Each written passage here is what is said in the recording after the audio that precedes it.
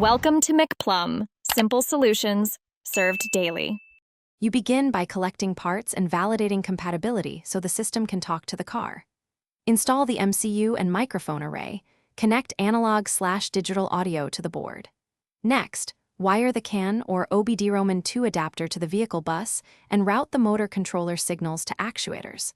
Once done, secure power lines with fuses and add level shifting between 3V and 5V. Make sure to label each connection and test power rails before moving to software. You now assemble the speech stack and integrate commands into vehicle control. Install a local ASR for low latency and set up hot word detection so the system listens only when needed.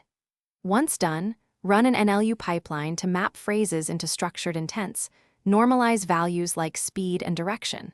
Then implement a command bridge that translates intents into CAN frames, including checksum and timing. Make sure to add software interlocks, rate limits, and a supervisor process to prevent unsafe commands. You finish by testing vigorously and hardening safety. Start with a hardware-in-the-loop simulator and unit tests for each intent-to-CAN path, then move to a closed-course vehicle check at low speed.